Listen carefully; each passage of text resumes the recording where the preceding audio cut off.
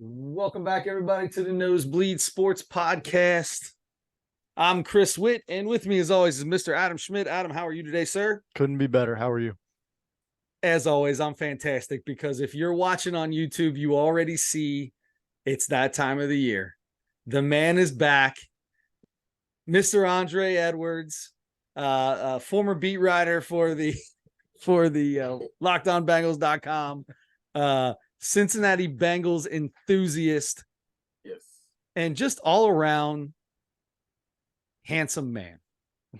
I appreciate you, brother. I appreciate you. Every time I feel a little bit bad about myself, life's not going well, I'm like, you know what? Just roll back through some of those intros that Chris Witt gives you when you There come you on go, the buddy. podcast. There you go. Can't help but feel better about yourself. It's exactly right. It's exactly right. Hey, have you done any singing lately? Has the group got together? Have we had any we got anything coming up? Is there any opportunities? Did you ever do the Boys to Men thing in Vegas? Right. Yeah. So COVID kind of killed that for a while. And then an opportunity came back around, and then it was part of like some music festival, and that went super wonky. So we're still in negotiations. How about that? Okay. It's not a done deal. It's not over. We're still in negotiations. I like it. Okay. I stayed at the Paris not that long ago. And I was hoping maybe just randomly I might get to see Andre there on stage with Boys to Men, because that's where they were playing at. Yeah. They weren't there that day though. They weren't there the days I was there. Yeah. So we're still looking at that. Whereas potential for doing a UC collaboration. We'll see if we can grab a basketball game or something like that. But one of the few UC games I would actually go to. That's right. True enough. But yeah, no, man, it's just hanging out, man. Just hanging out. Good. There were like 3 weeks ago, I was this close to making an impromptu trip. I want to say it was Chicago, maybe. I saw there were I think they only did like 3 or 4 shows within 3 weeks, but Boys to Men was with the Isley Brothers doing shows. And I was like, oh my God. I don't know if I can think of a better comment. Wow. Yes. I almost drove this was like on a Wednesday or something, and they were playing on Saturday, and the closest place was Chicago or whatever it was. Right. And I was like, I text somebody, I was like, do you want to go to this show? And he's like, I can't do that this week. I'm like, I might go by myself. I thought about that, but I didn't end up going. But I just could not believe that show. That'd have been a heck of a show. Yeah. Oh my gosh. No doubt. No doubt about it. Anyway, let's get into some Bengals talk, right? We got to make our picks. We got to see who's going to be singing at the end of the year. I mean, we got to continue with the acapella. We've all done it at least once, right? Yeah. 3 years we've done this. And we've all lost the bet one time. Should we come up with a different punishment, or should we still do that? I'm fine with whatever. We did it so we could hear Andre sing. That was the whole point. Right. That's what I mean. And then we got what we wanted. We got what we wanted. I mean, I would love to have it multiple times, but I don't know. Andre, you want to keep with the same bet? You got something different in mind? You've had other people that you've seen some funny losers bets out there? No, man. I think we got to do it at least one more year. Okay. As there has to be at least a definitive loser. Now, if we want to expand it or change it up after that, cool. So speaking of one more year, and we've done, this will be our 3rd year, or this will be our 4th year doing this. I just got a thing. I just saw a thing 5 years ago, yesterday or 2 days ago, was the first time we recorded live on Facebook, which was one of the very first podcast that we did. So we're going 5 years strong here, bro. 5 years strong. Yep. Strong. Joe Burrow just recently followed us, so really excited to hear what his comments are after this podcast. I'm assuming you guys are just gonna have him on the show like once the news breaks. It's late. He's in bed by the time we get this thing going on. If I didn't have kids, if I didn't have to have my so is Andre. If I didn't have to have my kid, put all the work with these 3 little ones, it would be a little different. They're getting older though. My boy, he go to bed on his own. But the 7-year-olds, they still need mom or dad lay down for a minute, read a book, do the whole 9 yards. So Dog and pony show. Been there. It's getting a little bit better. We'll be getting a little bit earlier over the next couple of years, but it's still a late one. Unfortunately, it's still a late one. But thanks to you for always coming up. Before we start, you still get on the tweet box, or I guess it's the X box now. Yeah, I don't know what to call it. Guy. What are you talking about? I know. Yeah. So you still get on that? You still going strong with? So I think it's as odd of a marketplace as it is, it's still a really good source of good information from a sports perspective, right? Sure. Like all the political stuff and all the any other things that you want to talk about on Twitter are kind of crazy, but from a sports perspective, you can really get breaking news pretty quickly. You can find out what's happening and what's going on. So I stay pretty close to Twitter or X or whatever the heck it's called now. From that standpoint, you look at my feed; it's all Reds, Bengals, Bearcats. So I've tried to get away from all of it because I can't stand a lot of the stuff that comes out of it. So I've been on it a long time. So that's why I was honestly, I customize it. So I just cut out all most of the political stuff. See, and I would do that, except I'm like a 97-year-old man when it comes to figuring that stuff out. So that being said, when I was on it, you were one of my favorite people to see what you had to say that day. So man, how do we catch Andre on the tweet box? That's a good question. I think it is. That's man. You know what? That is a really good question. I'm gonna have to look myself up to be like, oh yeah, it's that Andre Edwards 06. 06. Yeah. Andre Edwards 06. Yeah. All right, let's get into this thing. Adam, what do you got? Some questions for Andre about these Bengals? Yeah, I mean, I think it would be fun to start where most people might not, which is with the defense. I mean, we know we'll talk about Joe Burrow and the best receiving core in the game and all that, but let's start with the defense because that's what I want to know the most about. I think that's going to be the biggest decider of how this season's going to go, to be honest, because I think we kind of know what we're going to get from the offense. Hopefully the offensive line will be a little bit better and all that. We'll talk about that in a minute, but defensive wise, just generally newcomers to the defense that are going to play, and start with that. Who do we have new that's going to make a difference on the defense? So right off the top, I don't think you can talk about the Bengals defense without talking about the two new starting safeties, right? So Jesse Bates and Von Bell have both found greener pastures, especially from a money standpoint, and moved on from the Bengals, and so they're being replaced by Nick Scott and Dax Hill. Nick Scott is a one-year starter. We got him from the Rams, who's a free agent.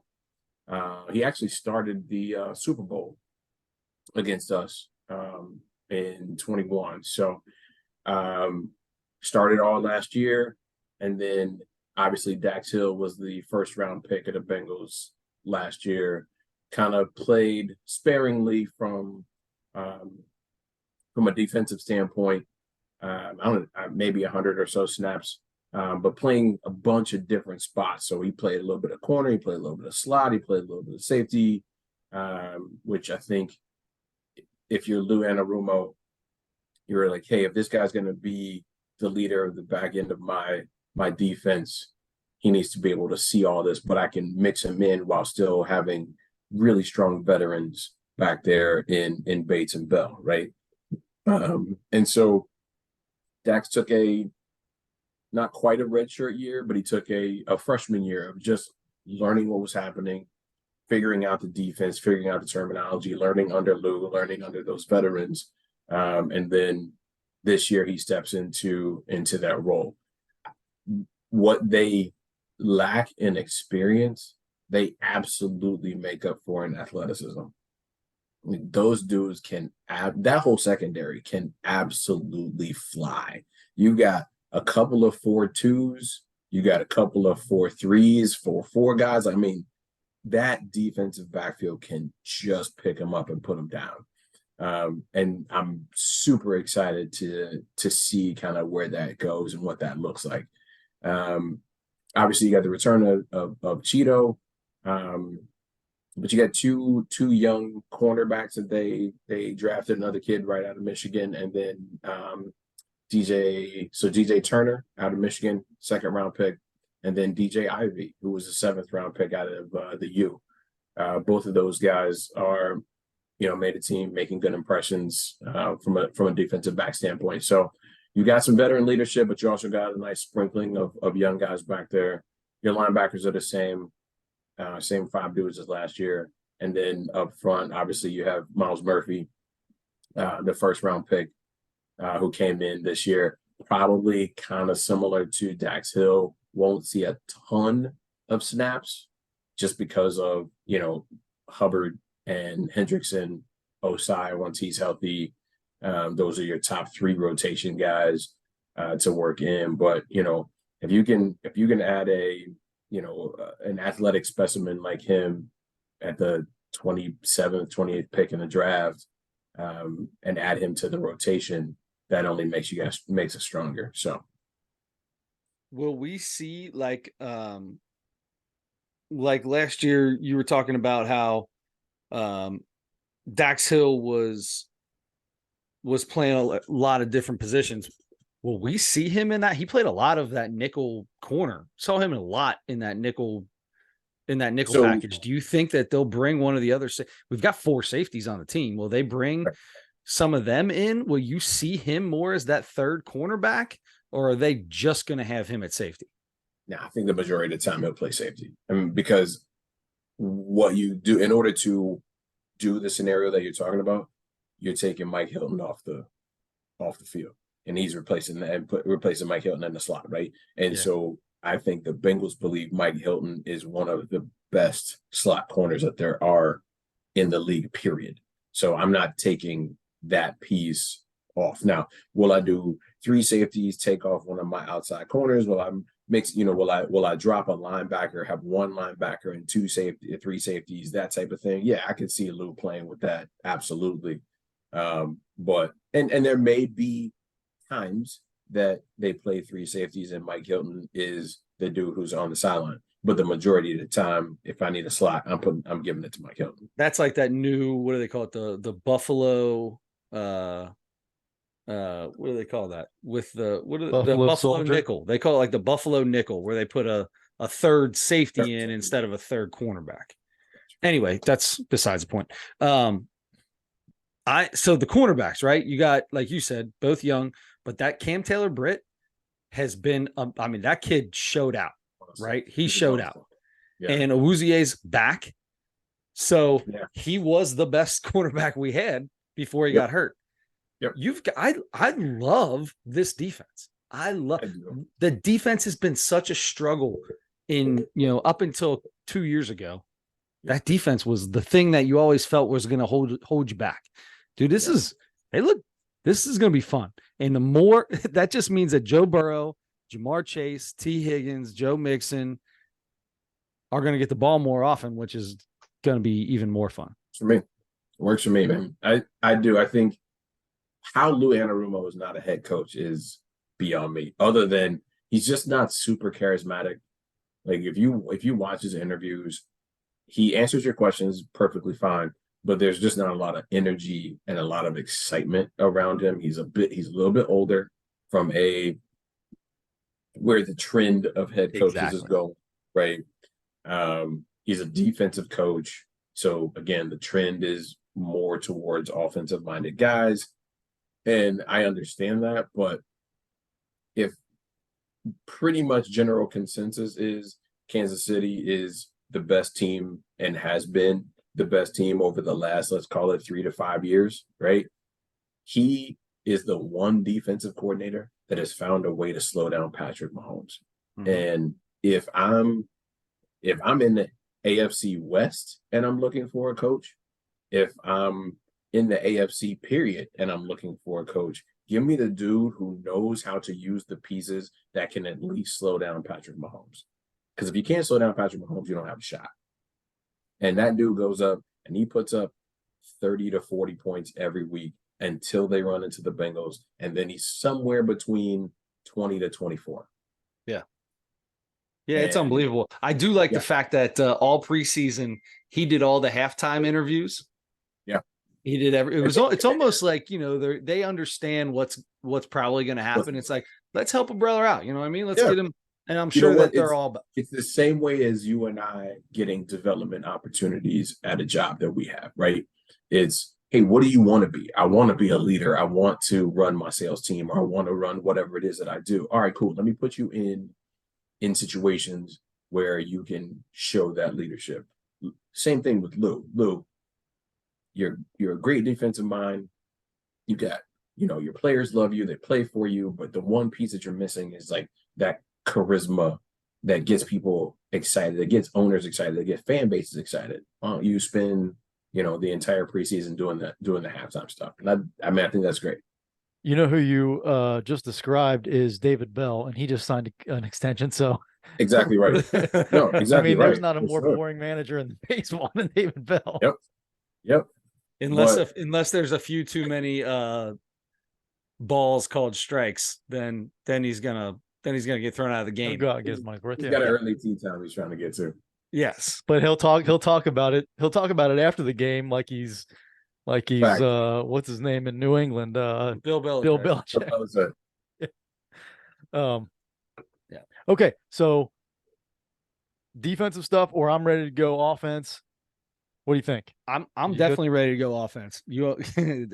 I've got one question. Only got one question about the offense, because the offense is easy and we can get into. I mean, nothing's really changed. Who's going to be the quarterback of this team? That's what I want. Is that your question? No. It's close. It's close. It's just one spot behind him.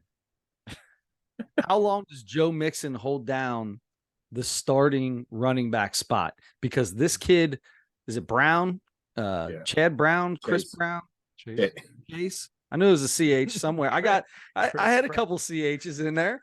I was gonna figure it out eventually. Boy, if we had Joe Mixon and Chris Brown in the backfield, man. Hey, you want to talk about super entertaining? Yeah, Chris Brown. Hey, your halftime shows will be lit, son. Real quick though, Chris Brown, about 6'4", 215. I mean, I've seen a couple body types that say they're that. He looks about that. Anyway, sorry. Andre, for the first time in our 5-year history on this podcast, we talked a little bit of politics last week. But it was all started from being silly about how Donald Trump said he was 6'3", 215, and there are world-class athletes that are 6'3", yes. 215. Hilarious. Like Joe Burrow's 6'4", 210, man. Come on, like 220. What are we doing? Oh my God. Anyway, that's besides the point. Sorry. So Chase Brown, this kid is a freak fast, caught a ton of balls in college out of the backfield. Is he going to just be that third down specialist like P. Ryan was, where we need somebody to block or come catch a pass out of the background? Mostly P. Ryan was blocking last year. Or does he slowly work his way into possibly, I mean, Mixon signed a deal, but it was team friendly. And, you know, it's basically veteran minimum almost. And this kid looks good. So they love Joe Mixon. Let me just be very clear about that. The team loves Joe Mixon. They love his leadership. He's voted captain again this year by his teammates. He took a pay cut. There's no two ways about it. But I mean, like, he's still making $4 or $5 million a year. It's not chump change, especially for running back in today's NFL. But I think Joe Mixon is their lead dog, and it's not remotely close. And right now, Travion Williams is their, what I would call, like, we say third down back, but really it's passing attack back. So like third downs, yes, when we need to throw the ball, but also 2 minutes, right? Where it can be first, second, or third down. It doesn't matter, but we're in hurry up, throw the ball pretty much every play type of thing. And I need somebody to pick up, you know, blitzes, or, you know, chip an end, Myles Garrett, you know, somebody along those lines. Then you're looking at, all right, who's my passing down back? And as of today, it's Travion Williams, with Chris Evans nipping pretty close at his heels. I think Chris Brown. Chase Brown will get his I got you opportunities. into it now. He's more of a Joe Mixon replacement at this point because he's a pure runner, runs between the tackles, runs hard, that type of thing. I don't know that they've seen enough to know how great he would be in pass protection. But they've seen enough from Trevion. They've seen enough, at least in the preseason, from Evans, that those two feel maybe a step or two in front of Brown at this point. I love this. I love this Brown kid. I think he's going to be a stud. Personally, I think the one impression that he left on me when I saw him play was, I was like, man, he's kind of tiny. Like, he just doesn't, especially in comparison to a guy like Mixon. Like, Mixon's a big, right? And Brown is kind of not quite like Darren Sproles or Deuce Vaughn, a dude down in Dallas right now. Not that tiny, but like he does seem a bit smaller. And I just wonder how his body type will hold up in the type of run game that the Bengals run right now. But I think he's got it done. All right. So, I mean, speaking of the run game and between the tackles, more upgrades since last year for the offensive line, right? How much, what kind of newcomers are we going to see there? How much of an upgrade is this going to be actually the first decent offensive line that Joe Burrow is going to have? What do you give us the story on that? Hakeem Adeniji is no longer on this team. That's a win. I don't care who you are. Like, Jackson Carman's going to start at left tackle, right? And I mean, obviously, I'm gonna punch you in the face. All right. I think with signing Orlando Brown Jr., I think there needs to be some tempering of expectations, right? He's made the Pro Bowl 4 straight years. He's blocked for Lamar Jackson. He's blocked for Patrick Mahomes. And I think there's this sense that, oh, he's this franchise left tackle that won't ever let anybody hit Joe Burrow ever again. That's not who he is. He's a big body dude who knows what he's doing, probably not going to get beat to the inside. When he does get beat, it's going to be around the edge. It's going to be, somebody who's super fast, super bendy. But the difference between him and Williams or anybody else who was playing right tackle was Joe Burrow knows how Orlando Brown is going to get beat. He's not going to get beat to the inside. He's just too big of a body dude. You're not squeezing between him and Cordell Volson to get to Burrow. If I know on a consistent basis that if my left tackle gets beat, he's going to get beat around the edge, I know that I can step into that space and I can feel comfortable stepping into that space or maneuvering around that space every time. I'm not playing the guessing game of, crap, did they get beat to the inside? And now it's Aaron Donald coming through over, Quentin Spain, and I don't know, which way to go. Or is it, Hakeem Adeniji getting beat on the outside from a Chris Jones? Or it just gives you that level of consistency. He's a good player. Probably better than good. He's just not elite where you can say, all right, whoever's lined up across from him, you can just erase him off the board. You're not even worried about him. No, we're not quite that level, but he's good. And he's consistent in when he does get beat, it's a consistent around the horn type of thing, and Joe can adjust to that. I think Volson takes a step this year. Right on.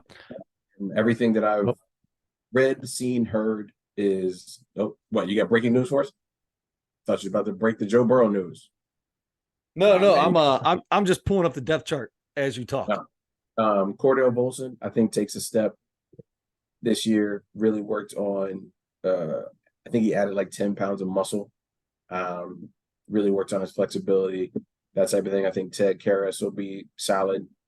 And they moved Max Sharping from guard to start playing backup center, which I thought was a really good move.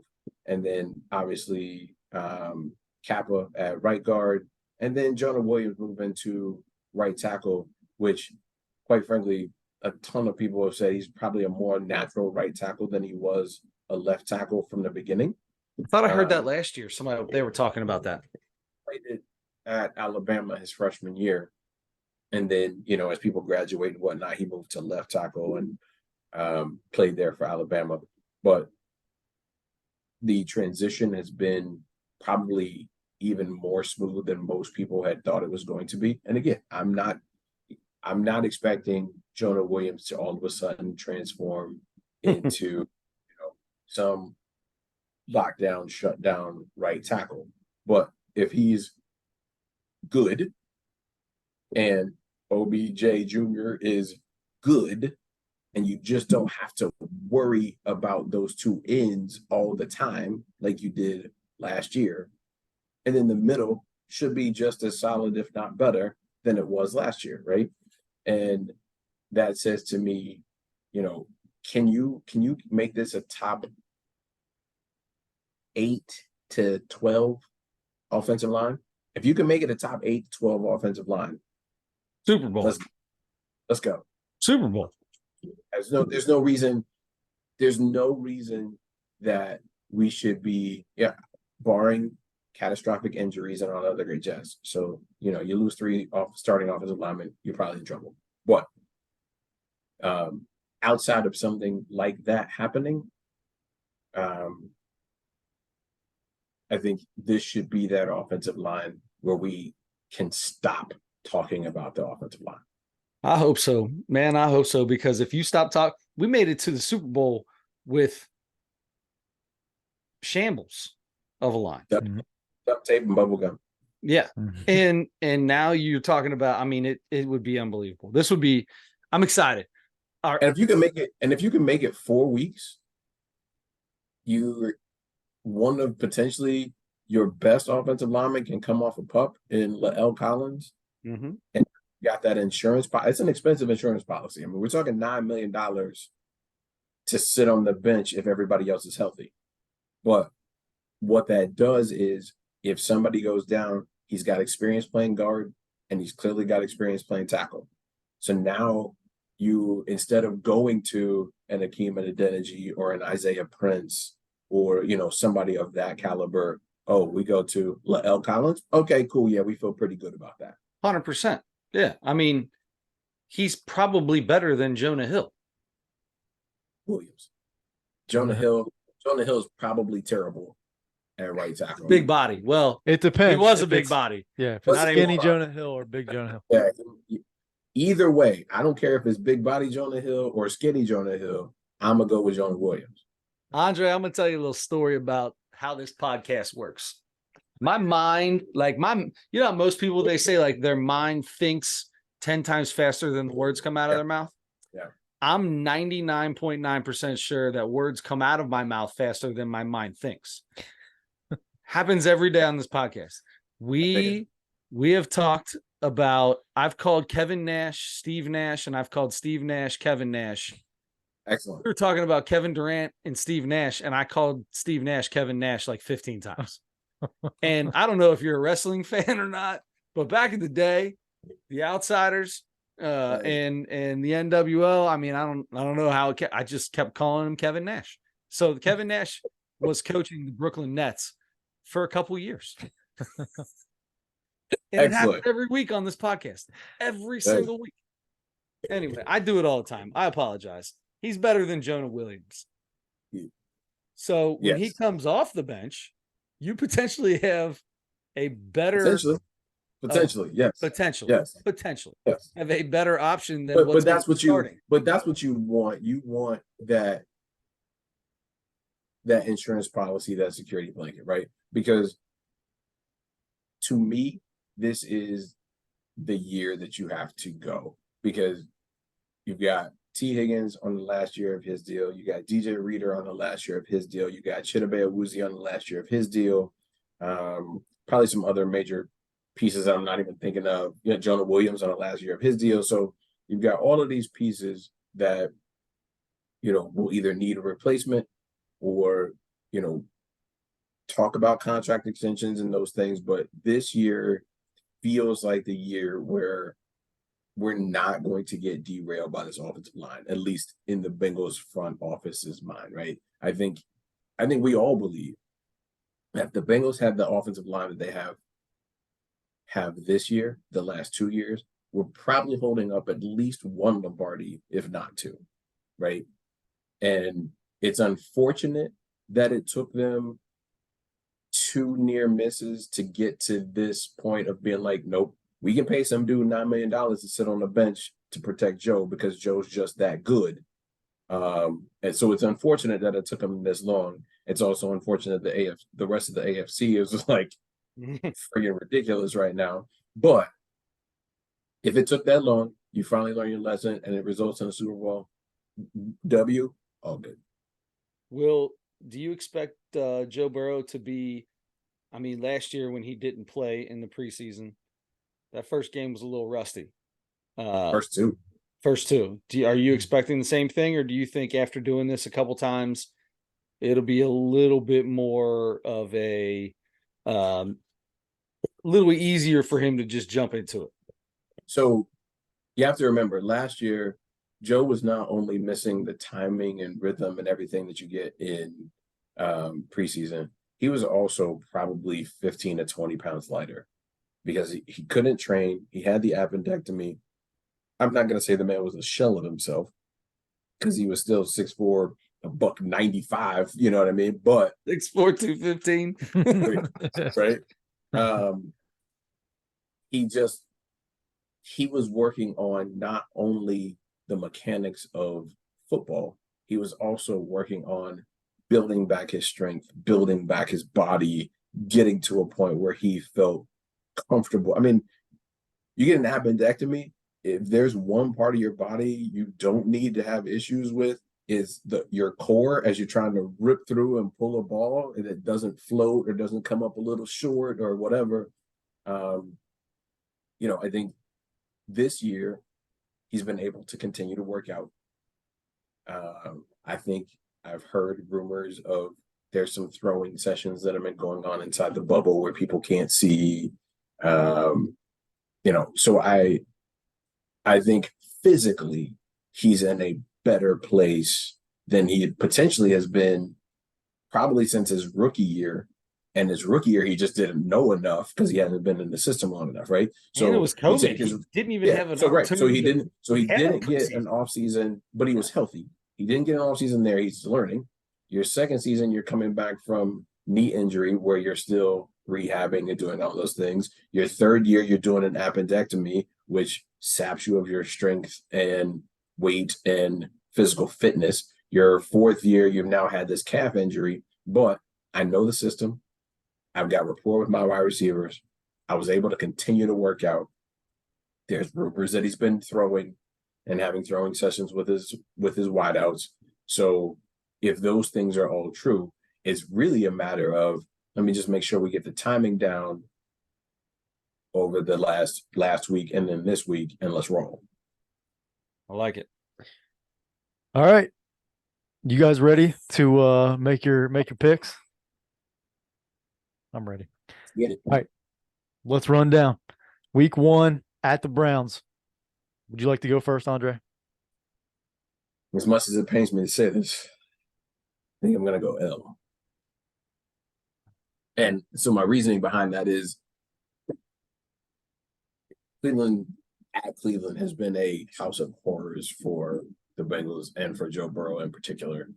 If there's one team, maybe in the entire NFL, but at least in the AFC and definitely in the AFC North, if there's one team that gives Burrow fits, it's the Cleveland Browns. And it's because they have a Myles Garrett. They have a defensive line that can put pressure on you with 4. They can drop 7 into coverage, and they've got 2 or 3 real good cornerbacks, including Denzel Ward, who T. Higgins and Jamar Chase both give mad props to as being one of the best corners in the league. So if you can, most teams have 1 really good corner. If you have 2, you're probably, on the upper third, or top 10% of the league. if you got 3 dudes who can cover versus our 3 wide receivers, and you can put pressure with 4, that's a recipe for disaster as far as the Bengals are concerned. Fortunately, most teams don't have 3 really good corners and a Myles Garrett. Cleveland does. And that's, to me, that's the biggest issue. Now, I think ultimately it'll come down to, what does Deshaun Watson look like? And, was it just rust last year, or has he lost something? And has the mental side of things eaten away at who he was, from a performance perspective on the field? But until they show otherwise, I got no reason to believe they win week 1 in Cleveland. And week 1 is always just freaking wonky anyway, man. Like last year, the Saints beat the piss out of somebody like week 1 that you were like, wait, what? How did that even happen? Like, Buffalo loses by 40 and then still goes and makes a play. Like week 1 is just weird. So, I'm gonna go with an L. You just talked Adam into a loss, just so you know. 100%. Just so you know. I don't even have to look at Adam. I already know you just talked him into a loss. I mean, he broke down the entire game. That was better than anything I can watch pre-game. Okay. Chris with the dub. Eating them dubs, babe. All right. Jameis Winston, as much as people give him a hard time, I still to this day believe that he's going to be a franchise quarterback. I believed it from his rookie year. I kept him in multiple fantasy leagues. I knew he was going to be that guy, and I still believe it. I'm still on my soapbox. Keep hope alive. Keep hope alive. I mean, his freshman year at Florida State, he had more touchdowns and incompletions in the first half of the season. Yeah. That was 8 years ago. Anyway, sorry. Week 2, Baltimore at home. You got them starting 0-2? No, I got it done. Mostly because I think Lamar's still getting used to a new offense, new offensive coordinator. We're changing it from, run game and run Lamar, and he's going to be more of a pocket passer, hitting wide receivers and doing all that stuff. I just don't think I think he's a good quarterback. I think he's an amazing athlete.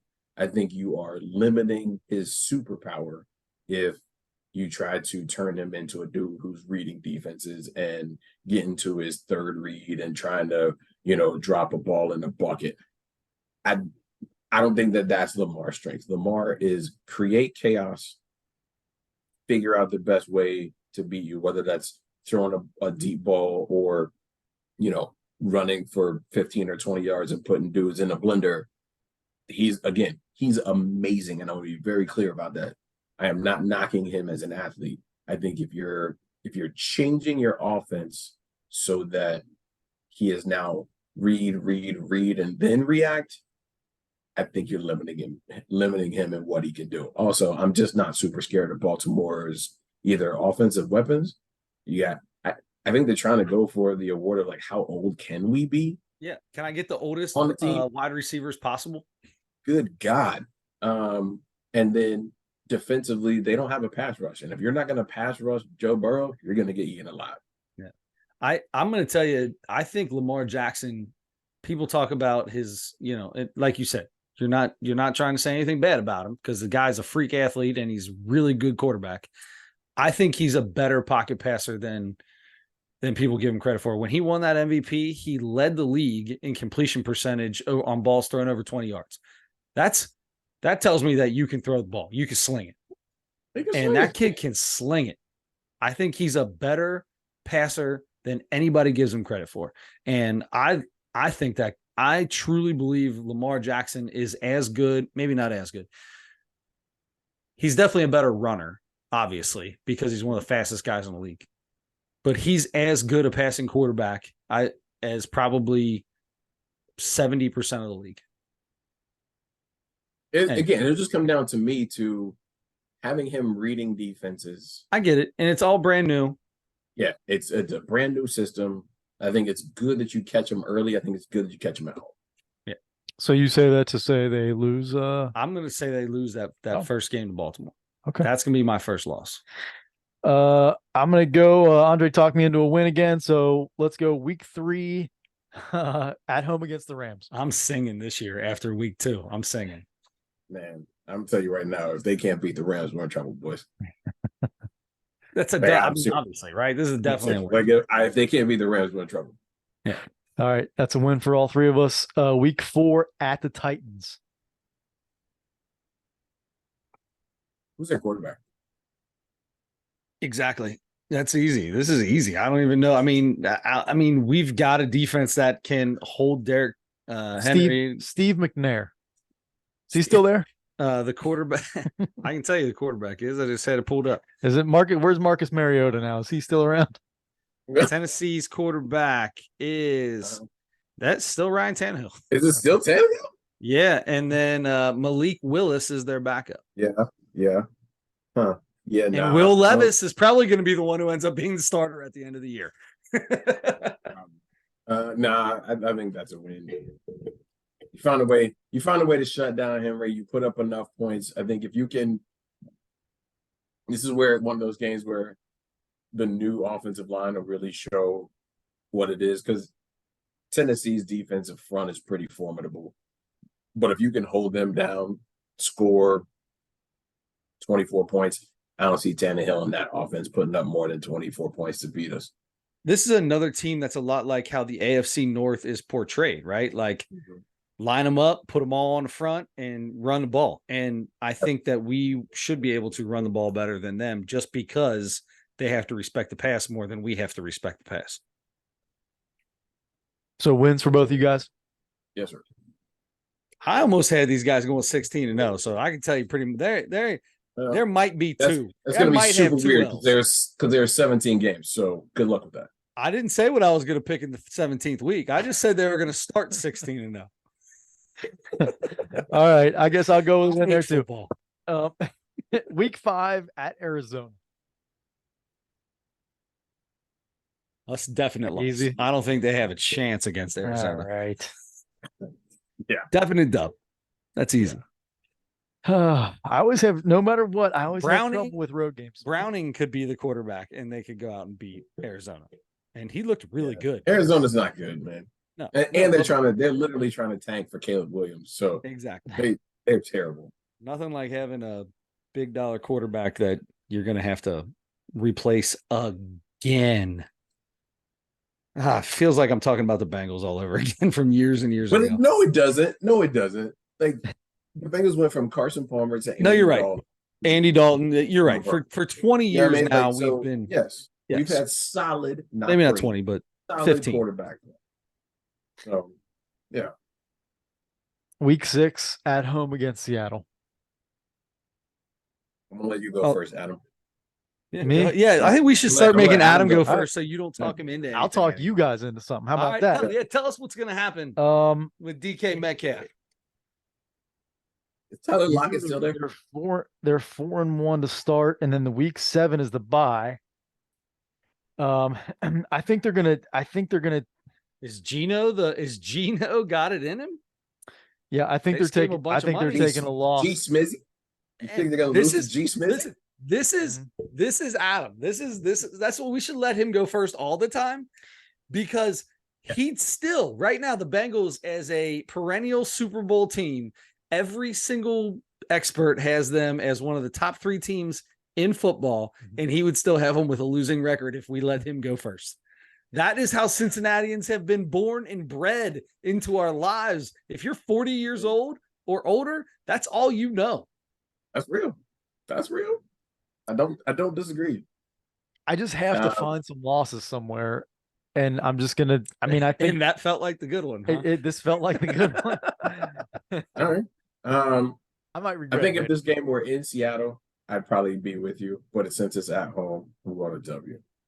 Me too. All right, and I got to pick some different than you guys, because we got to have. Sure. Yeah, because the tiebreaker is correct. Actual games picked correctly. Exact games picker. Yeah, actual games. Okay, now week 8 is at San Francisco.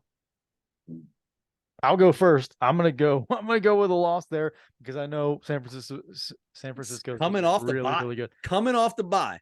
I'm giving them the dub. I'm going with the dub because it's coming off the bye. That's why. Is it at home or in San Francisco? In San Francisco. They're going to go there. They'll be there for a full week. They won't go there just 3 days beforehand. They'll take a week off or take 4 days, whatever they do. They're going to get out there, plenty of time to game plan for all the weapons and Brock Purdy. And actually, it's not Brock Purdy. It's their quarterback is their coach. Yep.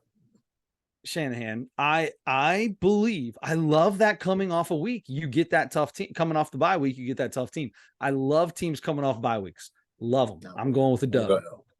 We'll go ahead. Adam, did you go? I know you said loss. I said loss. You're going to have them at 500 by the time we're done. Maybe because they really do have like the second hardest schedule in football anyway. So right. I could. So, and speaking of that, then they come home for Buffalo. Oh, that's a dub.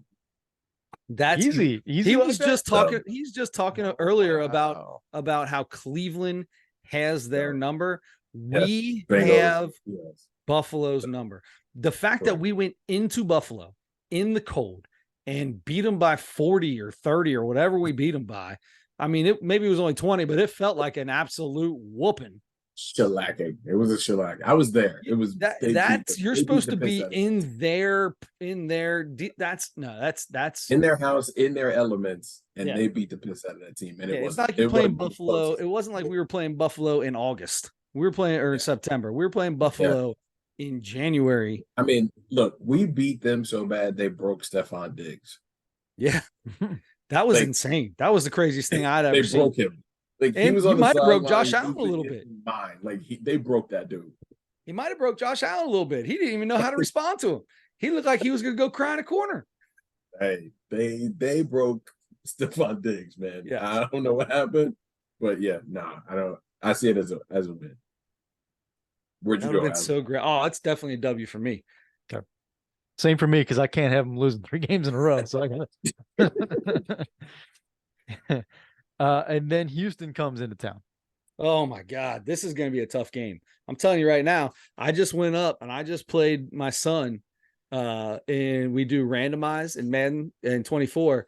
CJ Stroud, bud, he was throwing dimes. No, I still lost. Actually, no, I came back and won. I take that back. I was down 20. That's right. I came back, scored a touchdown with 3 seconds left, won the game because I went forward on 2 Lou downs. Anarumo would never. Lou Anarumo would never. I'm just telling you, CJ Stroud, my boy. Of course, he did have Chris Witt, controlling him. So obviously, it's the Madden king over here. So the Madden simulator, you got I'm going Bengals. Bengals. It's the worst team in football. Win for you, Andre. Yeah. All right, then at Baltimore. I'm gonna let somebody else talk first. Go ahead, Adam. I don't think you've gone first yet, have you? But I don't need to go first. I've already got what I want in my head. Oh, that's fine. Okay, I'll go first. In Baltimore, I'm going dub. Okay. They're going to split with Baltimore. I have them split. I think they'll split Baltimore. That's going to be the team in the AFC North that they split with. And I'll agree with that. So then I will put them with a loss because I got them winning the first game. I talked him into splitting the series. I need to know one thing. When is that game? It's week 11, which is I can figure it out really quick here. Let's get off of that. It's got to be late November, December. All right, week 11 is November 16th. Oh, that's Thursday, November 19th. So is it a 1 o'clock game? Oh, the game is right now at 8:15 on Prime. I take that back. I apologize. Bengals Ravens in Baltimore. Monday. Yeah. No, Thursday night game. Yeah, give me an L. Thursday night game. Joey B ain't losing to Lamar under the lights. So that's the best Thursday night game I've ever seen.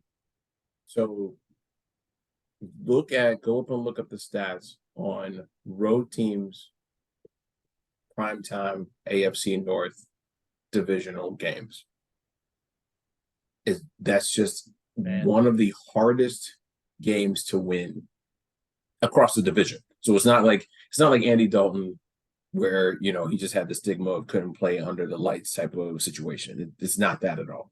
It's across the board. If you're going to the opponent in the AFC North as a divisional rival, and it's a primetime game at night, that's a L. That's just what the stats say.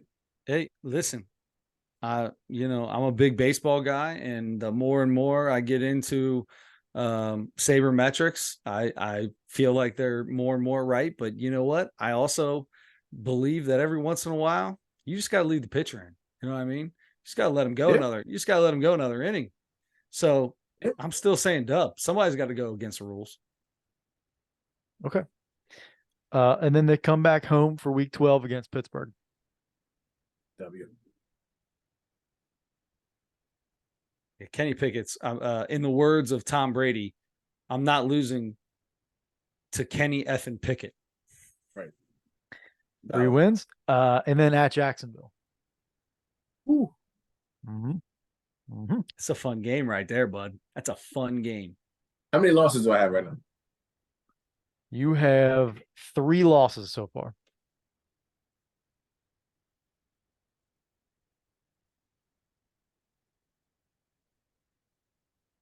I'm going to say loss, but I don't feel good about it. Okay. How many losses do I have right now? I'm going to say loss, and I feel fine about it, but I really don't like my Seattle pick. How many losses do I have right now? Oh, 2, you have maybe? you have 1. 1 loss? 1. Typical fashion. I've got like 8 losses. You've got 1. So Let's go. Right in line here. Let's go. Okay. Get that dub. You can't let that California surfer boy beat you. Joey Beat from Youngstown, man. Come on. What you talking about? I just watched gosh, I hate when I do that.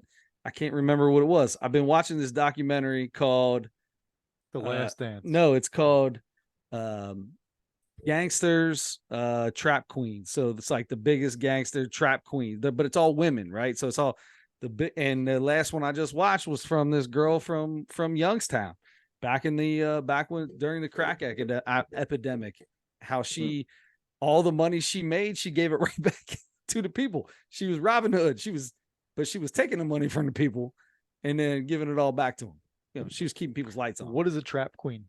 I have no idea. It's just what the show's called. She's a trap queen, though, I can tell you that. Okay. It's called American Gangster Trap Queens. It's a great documentary. I love it. It's awesome.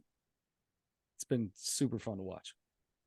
Indianapolis, week 14. Anything gangster related, I love it. If it's got to do with any kind of mafia or anything, I'm in. Peaky Blinders, best show ever. What is it? Peaky Blinders. No doubt. No doubt. So there's a movie it's supposed to be next year. 2024, we're supposed to get a movie that's supposed to end with the writer's strike, probably like 2050. But you're probably right. But but that's an American writer's strike, right? Is that going on in other countries? Because that's filmed. Depends on where it's filmed, I guess. Right? I don't know. Filmed it. So I don't know. That's by far. I love that. That's unbelievable. They do a phenomenal job with that. If you've never seen Peaky, I got cold chills, like I did earlier when he was talking about. Just make sure you put subtitles on. Yes, 100%. You have to watch it with subtitles. Thick. Have to. Accents can get a little thick. Yes. My wife hates it. Is it British? No, it's. Where are they? Where are they from? Not America. That's all. Gypsies and whatnot, but like. I don't know. Yeah, it's not Ireland or Scottish, right? What is it? During Prohibition, right? Yeah, the last season. Trying to figure out how to get. So it might be England, right? Maybe, but I don't know, man. Anyway, we digress. Anyway, just watch Peaky Blinders. It's good. Yeah, because he's in the house where they all just scream at each other all the time. Yeah. Chamber of Commerce or whatever they call it. All right. I've got a win I've got to win against the Colts. Andre, what do you have? Yeah, I gotta win. Chris? What week is this? This is week 14. Oh, Week you're 14. it's a Sunday 1:00 game. It's supposed to be nice out. It's going to be Right. Is it in Indy? Or my is it home? dad thinks that this Richardson kid is the real deal. He has drafted him in both of the fantasy football leagues I'm in with him. He drafted him like in the 3rd round. He believes in this kid like I believed in Jameis Winston. I still eat the dubs. I'm still eating dubs. But no, there's no. I'm going with another one on that one. Another W. All right, and then the Vikings come to town after that. No. It's gonna be gritty mania. Dude, Kirk Cousins is a dirty son of a gun. I think they flex this game. Gritty It's already mania. to be determined. So they're gonna flex it. It'll probably be because both teams will be in the running for playoffs at this point. That means it's at night. Joe Burrow doesn't lose at night. Nope, going W. That's a win. Week 16 at Pittsburgh. Pittsburgh, that's not like I don't believe in them. So this is a Saturday 4:30 game. Also, the following week is at Kansas City. Is this a trap game? Is this a trap queen? No, because that game doesn't mean anything. They've only got one loss. Trap queen game. They've only got one loss. The Kansas City game means nothing. Nobody's playing in the Kansas We've only got one loss. That's very true. It's very true. I got a dub in week 16 and an L in week 6. Oh, that's not though, because then they have Cleveland after that. Right.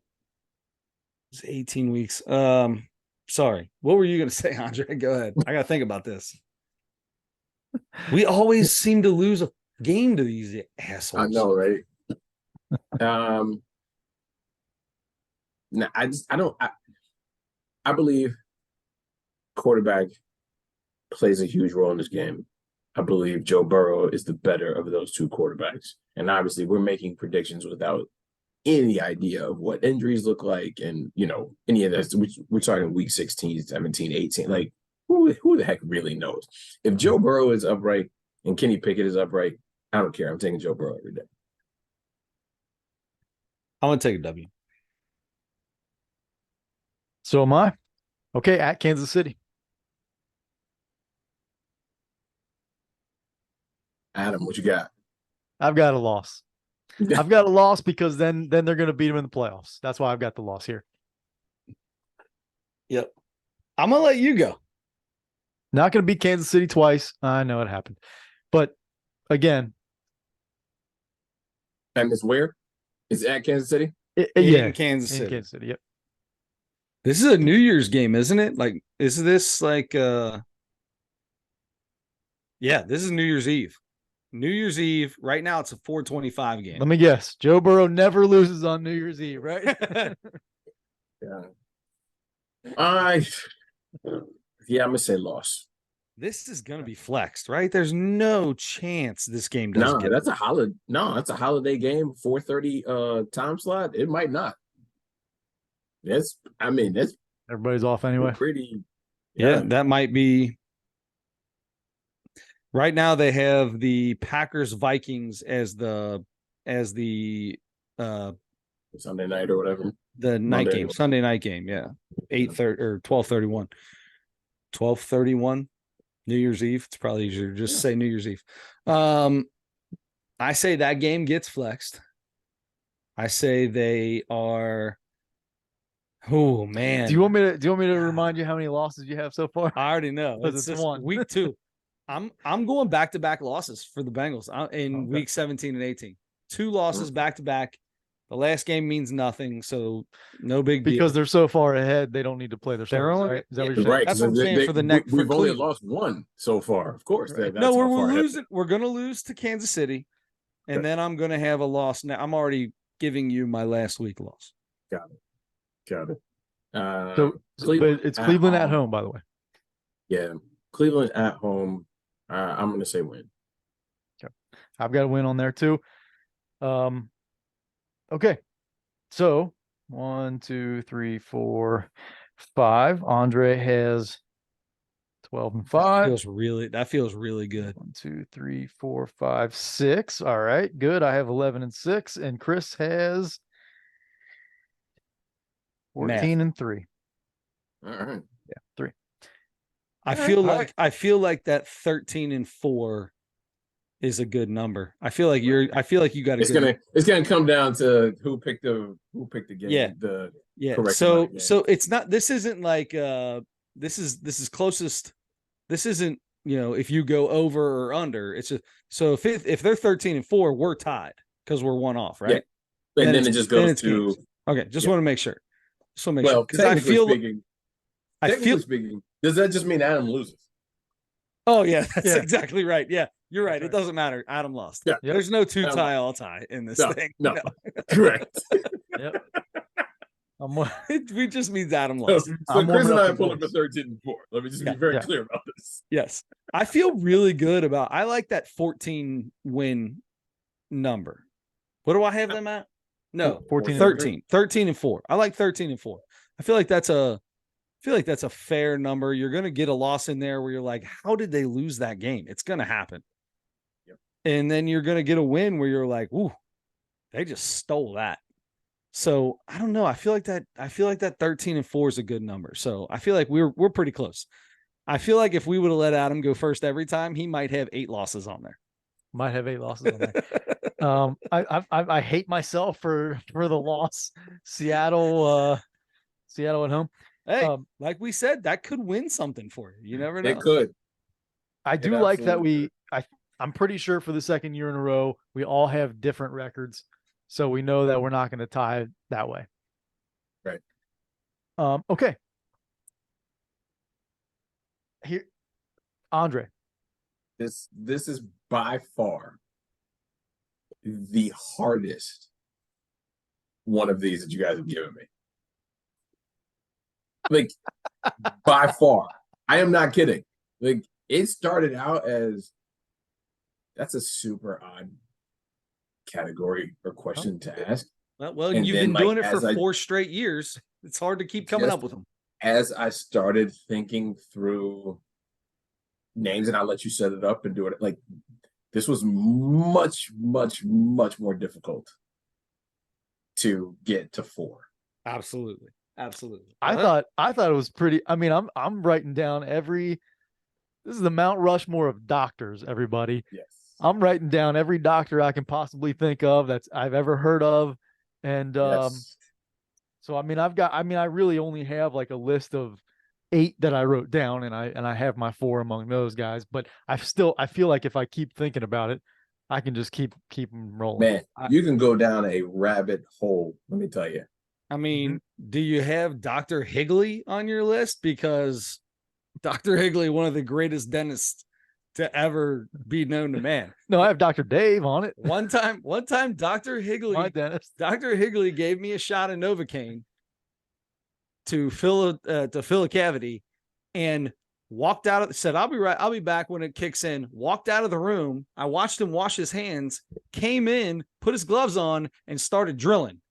No joke. 45 seconds later, the most pain I've ever been in my entire life. Oh, absolutely.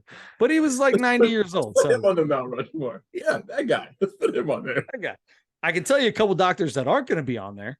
Mm-hmm. The eye doctor, who immediately after that young little girl who immediately after I look in all the things and she figures out my eye stuff, sticks a small piece of paper underneath my face and says, read the smallest line. Boom, rattle off the smallest letters like it's nothing for the close-up.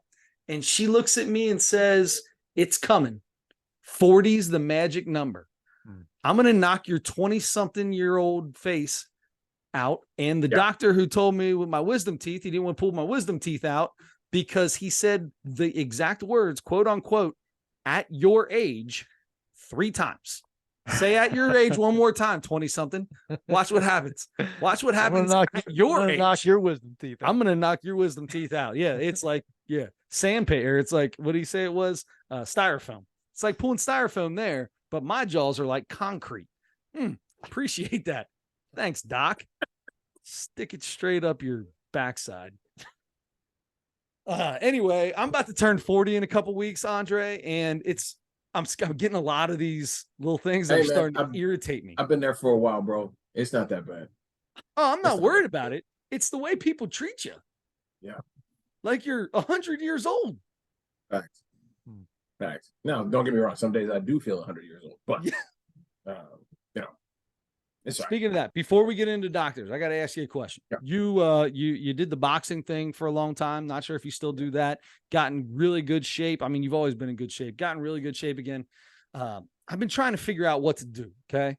I'm not big on working out. I want to work out, but every time I try to work out now, I'm so stiff and like it's bad. I tried chiropractors. They suck. Had a guy tell me about this thing called the Stretch Lab. Yeah, I've heard of them. 50 minutes of someone else just stretching you out. He said his lower back hurt like crazy. I've been trying to, I tried to watch a video just stretching. It was a 20-minute. I got 5 minutes in and I was like, this hurts. I'm done. It sucks. So this dude, he said his lower back hurt. They stretched everything out and didn't mess with his lower back. He said he's never felt better in his life. Everything attached to it, they got him feeling, he said, better than any chiropractor, better than any masseuse he's ever tried. He signed up for multi-month sessions with him. I'm about to give it a go. You ever done something like that? I have not.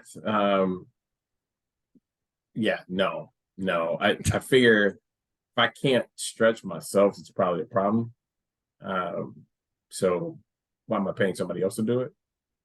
But because I'll give up. Like I've always been relatively active and in shape, so not that I stretch enough. I probably need to do it more, but I haven't gotten to the point of paying somebody else to stretch me yet.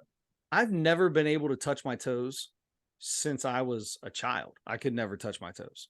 So I've never been I've never been like flexible. I still do things. I still play sports. When I coach, I do everything that I have the kids do in basketball and baseball. I'm always doing something. Right. But I feel stiff all the time. Wake up with Charlie horses. Pilates, crazy. Yoga. Mm-hmm. Anyway, I'm going to give it a go. I'll let you know how it goes. I'll let you know. All right. There's one in Westchester. Well, when we come back from our midseason, we'll come back for our midseason update. I'll let you know. I might be able to take my toe and kick my hat off. You never know. It's going to be crazy. Can't wait. All right. So, I don't think I can come onto this podcast, have my name be what it is, and not list Dr. Dre on my Mount Rushmore of doctors. Yeah, like I just don't. I feel that would be wrong of me to do, and so therefore, Dr. Dre, without question, is on my Mount Rushmore of doctors. It's a phenomenal first round pick. Yeah, you gotta go big or go home. Second, I'm going Dr. David Banner. Beautiful. Yes. Right? Yes. Third, I'm gonna go Doc Brown. Back to the Future. Yes. And last, because we gotta have some female representation up in here. Okay. And immediately when my dude said, "Hey, we're going doctors," the first thing that popped in my brain was Dr. Quinn, Medicine Woman. Love it. Right off the Dr. Quinn, Medicine Woman. Love it. Love it. So I always have to give like a couple of honorable mentions. So people who just like they got a plaque on the way up too, right? Yep. Dr. Ruth Westheimer. That lady was the freakiest old lady I've ever heard of in my entire life. She was always good on a talk show. Absolutely. And then Dr. Watson from Sherlock Holmes. Oh, okay. You mentioned a couple that I didn't even think of. Chris. No, you go next. You want me next? Yeah. Okay. You go next. So I'm I want to have different ones than you guys, but I have to. The first two that came to my mind last week when we started talking about it were Dr. Dre and Dr. J, which is what Dr. Dre is named after. Yep. His real name is Andre. He was named after Andre Edwards. And then he gave himself the nickname Dr. Dre. He just made you way older than you are. Way. That's right. That's all right. I look good though. I look good. Sorry. That's right. That's right. Dr. Dre's like 55 now or something like that. Anyway, so I'm just gonna go ahead and go Dr. Dre, Dr. J, and then I hate to do it, but Doc Brown is absolutely on that one for me. I knew you would have him. Love Back to the Future. When you said Doc Brown, that was a guarantee for Adam. Dr. Emmett Brown. And then last, but certainly not least, now we know why on television he was a gynecologist, Dr. Heathcliff Huxtable. Huxtable. So not gonna lie to you. He was on my list. And then you took him off, right? You tore this like he got hashtag me too'd off my list. That's right. I put him on mine because I love the Cosby Show. Andre went up to the Mount Rushmore and chiseled his face off. He said, "Nope." Man, I was like, ooh. I don't know if I can because there was a full-on discussion. Heathcliff Huxtable, previous to about 10 years ago, would absolutely be on a Mount Rushmore. I mean, there is no question 100%. about it. 100%. Yeah. So I'll start mine for sure. Dr. Dre. Dr. Dre's got to be on there. I mean, we're all close enough in age that was Dr. Dre's got to be there. Yeah. And then Dr. J is on mine because that when you think of the doctor, that's who I think of. Yep. My all-time favorite movie is Field of Dreams. Dr. Moonlight Graham. Moonlight Graham is on mine. Cry every time he steps over the line to save the little girl from choking. Yeah. Literally tears come out of my eyes 4 times a year when I watch that movie. And last but not least, one of my all-time favorite comedians who is on, I believe I put him on the Mount Rushmore of comedians. Eddie Murphy, Dr. Dolittle. Dr. Dolittle. All right. A couple that I wrote down that I was gonna wait to mention in case you guys had them on there were Dr. Kevorkian. I mean, he helped a lot of people. Dr. Fauci. Huh? Yeah. Dr. Fauci gave us a lot of information. He was the most famous doctor for 2 years. Wasn't he like the sexiest man alive or something? That is a very true and scientifically valid statement. He was the most popular doctor, most well-known doctor for 2 years. That is true. Hey, and then the last that's what one, we do here on the Nosebleeds podcast, but we only speak. We just keep it real. And then the last one that I can't believe wasn't on any of our top 4, Dr. Martin Luther King Jr. I mean, are you kidding me? The actual best guy of everyone we probably the best human being out of all the doctors that we said. And yet we all had Dr. Dre, who sings about y'all talk about guns like I ain't got none. Oh shoot. Yeah. I think we might have missed the boat on that one, boys. Can I replace Dr. Dolittle?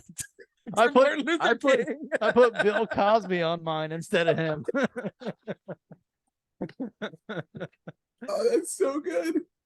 Oh gosh. That's so good. Oh, I'm sweating. Yes. All right. Oh my gosh. That's funny. Wow. Dear podcast listeners, we apologize. We're sorry. Yes, we apologize. Good night. That's terrible. This was obvious. This was obviously a silly one, but yes. So good. Anyway. All right. It is you have Bill Cosby on your list and you don't have. Wait, but the best part is you have Bill Cosby on your list, but on your additional list, you threw Dr. King on. Yeah, you're the only one. Not like we're sitting around like, oh guys, you know who we forgot? No, you actually wrote his name down. He had his name written down. I thought of him ahead of time and still didn't put him on. And then looked at us like, I can't believe nobody put him on there. Sweating. All right. Oh my gosh. Okay. My boob sweat's starting to come out. It is. Well, after you go to the stretch lab, you'll be boobless. I don't know if you can stretch these titties out. All right, we're a mess, and it's 3 hours past Andre's bedtime. I mean, Exactly. You ain't kidding. Oh You're my gosh. At Andre Edwards 06 on the tweet box. Andre, as always, brother. S. Yeah, throw the X up. Oh, I thought that was a Xavier thing. Let's go X. No, you didn't. No, you didn't. You didn't think that. So listen, there's a good chance if you don't have anything going on, I could get you, it'd be standing room only for the Xavier UC crosstown shootout at Xavier. It'd be standing room only because I will sit in my seat. But I don't know if should I say this on the podcast? We'll talk about it. Text me. If you want to go, text me. All right, we'll do. Boys, always a pleasure. Thank you very much, Andre. Have a great week. We'll see you bye week 7. Feels right. All right, luck with everything, buddy. I hope the kid's knee feels better. Appreciate you. All right, buddy. Love you, buddy. See you. Love you guys. All right, Andre Edwards, the man, the myth, and the legend. I'm sweating. I'm sweating after the Dr. Martin Luther King thing. I am literally, look at my hair. I have sweat. It's still we're getting outside. We're getting to a place that's supposed to rain here now or soon, and then it's supposed to cool down a little bit. Hopefully that'll be the case. I don't think that's it. I think the fact that I was laughing so hard. Yeah, we none of us had Martin. He called you out too. I was laughing thinking none of us put it on there, and he called you out. He said you had him on your honorable mentions, and still I wrote him number 5. It still had him over Bill Cosby. Oh my gosh, the habitual roofier. Is it roofier? Roofer? Would he be he wouldn't be a roofer. He'd be a roofier. He would not be a roofer. No. Nope. He does not roof. He does roofie. He does. Anyway. All right. Oh my god. I feel filthy for some reason. Like we did something wrong there. So we're gonna go right into Joe List, who talks all kinds of nasty stuff. Our comedy segment while we eat some carrots. I'm gonna put my number down real quick before I look over at yours. Okay. I did this last week. We're gonna put it up top in the right. I'm gonna go. Actually, I'm writing the exact same number down. That's right there. So okay. All right. So, and while we're talking about that, we've got Reese's carrots, which doesn't mean that they taste like carrots. They're just shaped like carrots. So did these come out like, I assume these are Easter? Oh, Easter cans, right? Oh yeah. I wanted to ask you, do we know which do we have a list of what Halloween we did last year? Yes. Okay. Yeah. Because I need to know if we need to get, because I've seen the Halloween's out. I just need to know if it's pointless to buy it or not. I feel like we're probably gonna, unless they came out with something new this year, I feel like we probably touched all the Halloween stuff now. But we can check it out. I did get another shipment today of Reese's stuff, and I got some baking to do now. So we'll try that out. Get the thing I got, because I want to do that one day. No, I have not gotten that. Okay. But anyway, Reese's carrots, which is just like a small it's a tiny Reese's shaped like a carrot. I'm going to tell you, it's a lot like some of the other stuff where, like the holiday stuff, where when they do these in the shape of things, sometimes they get a little thick with the chocolate. Do you feel like that's the case with this? I feel like that's the case with this. I feel like it's a little thick with the chocolate. I feel like more the chocolate just tastes a little bit different than normal. It does. Maybe that's it. But it is probably a little thicker too. It definitely is thicker. 9.5.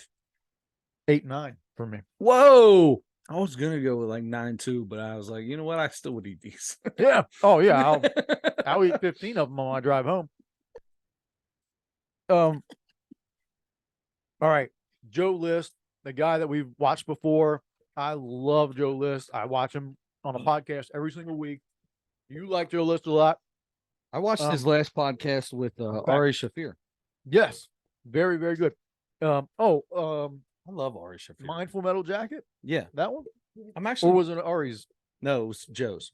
I'm actually really kind of liking Ari Shafir a lot more. Like I thought the dude was way too out there with some of his stuff, but the more you learn who this guy is, he's such an intelligent, like worldly, I don't know what the words are, but it's like some of them are terrible jokes.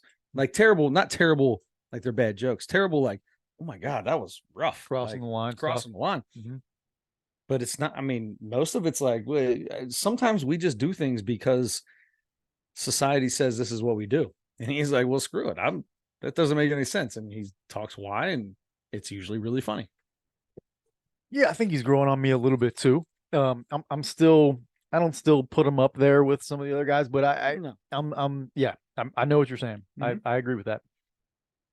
All right. Enough for Everybody was the title of Joe List's new special. This is his third special in 3 years, I believe. And this one was on YouTube. What do you have, Chris? You want to go? I didn't write anything down, but I'll tell you this. He says at the end, he's like, well, you guys really came around. Too bad it took you like the 40th minute. I don't know what he's talking about. I thought he killed it throughout this entire thing. I thought the audience was laughing. Maybe they didn't laugh at some of the spots he thought. I laughed out loud many times during this. Out loud, laughed. He's I don't know how to explain the way he does it. He seems like he knows what he's doing. He's just really good. Yeah. He's really good. I mean, this dude is just naturally funny. The self-deprecating stuff, like, this dude's making all kinds of money right now. His podcast kills it. His specials have been yearly, and they've all killed. He's all over the place. He's traveling all over the country. The traveling over the country, the toilet and the pizza at the same time joke, I laughed hysterically out loud. And then he kept saying, you guys know me. I got a pizza, right? Like that was like that stuff. And the joke with the hotel that you had to go back down to go get it. I hate that. There's whenever they call me and I gotta go down to get it, just let the guy come up and leave it at my door, take his picture, send it to me, and I know it's sitting outside my door. It was very good. I went 4.3. Very nice. I probably could have went higher. I'm actually thinking about it now. Like 4.5 may have been a good number. You can change it. I'll go 4.5.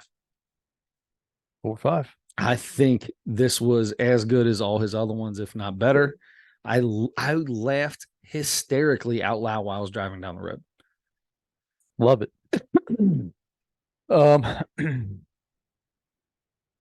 Yeah, he does. I mean, he talks a lot. The ugly people versus attractive people stuff. There was a lot of stuff about that. That's so good. He does the average size thing where let's make it 2.5. I got that. I almost doubled that. He talks about his looks a lot and stuff like that. He's a really good joke writer. What stood out to me, I feel like he was a lot looser in this one than he normally is. Well, he's on some pills, so it's making it feel a little better. He's on some pills. Yeah, he talked about his anxiety or whatever. Oh, yeah. Yeah, he seemed very, because like some of the stuff in between, you can tell sometimes, unless he's just really good at doing it, but you can tell sometimes what like wasn't a planned joke and what kind of was, if he comments on somebody in the audience or whatever, if it's a specific thing to a person, he probably didn't write that ahead of time. Right. That was that happened then. Yep. So he even has a couple of those things, and I don't know. I liked it a lot. I do feel like his last couple specials were a little bit funnier. I liked almost everything he did here. But for some reason, I don't know. I watched this 3 times now. Wow. Well, that's probably why, because the last time you watched it, you've already seen Maybe. it twice. Maybe. But I feel like I actually laughed a little bit more the last time I watched it. So maybe I need to watch it 3 more times and be a 5. But anyway, I went with a 3.9. Okay. I liked it. I think it was just barely a little bit less than his last special or two. And I feel like Still 4 is really kind of like a magic number. Like you hit that 4 number and it's like, you got to watch this. Like this is a must watch. Yeah. And I still would recommend it to anybody and everybody. Enough for everybody. Enough for there is enough for everybody. Yes. Yeah, I like that. I thought it was the one I wrote down a couple things, but the one thing, and you mentioned the pizza, he's like, I'm like fun guy. He was talking about he and his wife, couple of differences and stuff. By the way, his wife is pregnant with their first child. They're gonna have it in like the next few weeks or whatever. Nice. So, but he's like, I'm like fun guy all the time. She's so boring. He's like, hey, I'm getting pizza on me. Everybody, we're getting pizza. And he's like, she's like, get one with veggies. He's like, oh, you're so boring. Something like that. So I thought that was he's got secret handshakes and yeah. I feel like he might be the guy that I'm at the party like, oh, this guy. I feel like that's not really him though. You know what? He talks about that stuff all the time on his podcast. He's like, me, I'm fun. He calls himself Funkle Joe because he's got some nephews and nieces and stuff. Yeah, but like is that joking? Like, no. Okay, with his nieces and nephews, maybe, but like in parties, do you like? I think he really is that way. I think I've heard him talking about that enough. But anyway, I don't know. But it is kind of hard to see if you just watch his specials and stuff. Sure. He doesn't look like big outgoing party guy. And obviously, it took a little bit of alcohol to get him to that point. Well, he's been sober for like 10 years now, but that's what I'm saying. Yeah, he talks about. Oh, yeah. Yes, but he was a maniac apparently before that. All right, that's it. I mean, I 3.9 for me, 4.5 for you. Great score. Definitely watch this on YouTube. I think all we have left is a Mount Rushmore and a comedy for next week. All right, man. Let's figure it out. What are you doing comedy wise? There are a whole bunch of them out, even just in the last week. I'm gonna go with it's called 30 Minutes with Kurt Metzger. Kurt Metzger has been around for a really long time. He came up with Big J Okerson. Okay. They're like best friends coming up, and they were like came up with Kevin Hart and a couple other guys in Philadelphia. Really, really, really funny guy. And I can't wait to see his. It's only a 30-minute special, which is nice. Working and easy. In. Yep. Yeah. Figure it out. Presented by Gas Digital. Gas Digital is this comedy empire thing that does a bunch of podcasts and stuff run by Louis J. Gomez. And so they put out, there's like 4 or 5 of them now, these 30-minute specials on YouTube. Kurt Metzger. So I just looked into the monitor that we have. And do you remember Big Papa Pump, Scott Steiner? Of course. Where he would bleach just the middle of his goatee? Yeah. I'm getting so much white in the middle of my beard that I look like I purposely changed the color of just the center of the bottom of my beard. What is going on with my body? You know what's funny is Matt 40 is match number. Shut up, asshole. It's funny. Earlier this evening, I was looking because my beard's getting a little bit longer, a little bit thicker, and when it gets like that, I noticed more grays up from here too. Yeah, for sure. I'm right there with you, man. I mean, he had a bicep on top of a bicep. That was disgusting. Yeah, it looked weird. It looked really weird. Yeah, he had a golf ball on top of his bicep. It is what it looked like. Yes. I don't know how he did that. Anyway, steroids is how he did it. Yes, that's exactly how he did it. So I am going to go with let's go with, have we ever done the Mount Rushmore of bodybuilders? No. All right. Well, speaking of Scott Steiner, I've got my top 3 right now. top 3. Oh yeah. All right. I've been watching this Arnold Schwarzenegger documentary, and he talks about all kinds of people in that thing that he wanted to be in all these. Oh, that's a new one, right? Yeah. Okay, because I think there's an old one. No, this is new. This is he's yeah. older. Yeah. Gotcha. Yeah, it's his life story. It's like 6 different episodes or something It's like on that. Netflix. Yes. Yeah. Or maybe it's only 3 episodes. Whatever it is, there's a few different episodes. I might have to watch that. Anyway, just because we talked about Big Papa Pump's extra bicep, now I feel like that's one we've never even been close to. So you're right. We're good to go. That's great. It's always great when we find one we haven't done yet. Yes, it is. Usually, though, those are the hardest ones. Yeah, maybe. Or maybe because I don't know any of them except for Arnold Schwarzenegger. I think I probably only know 3. The 3 I'm thinking of right now. I'll have to find another one. Yeah. I don't know. Well, a lot of wrestlers started off as bodybuilders. Yeah. So I just got to figure out which wrestlers started as bodybuilders. And I think the Ultimate Warrior didn't he? Probably. There's a bunch of them that did. Yeah. Yeah. And then you have Tony Atlas did, and then you have like all of the what was it called? American Gladiators. That's how they picked the American Gladiators. They were all bodybuilders, basically. Yeah. Anyway, there you go. So we've got Mount Rushmore of bodybuilders. We've got Chuck Liddell's 30-minute special. Chuck who? What's his name? Kurt. Is it not Chuck? Kurt Metzger. Kurt Metzger. Close enough. If you can find a 30-minute comedy special from Chuck Liddell, please watch that one. Oh, geez. Kurt Metzger. Kurt Metzger 30 minutes special on YouTube. Yeah, I think that's all we got, bud. All right, so until next week, don't forget to turn your headlights on.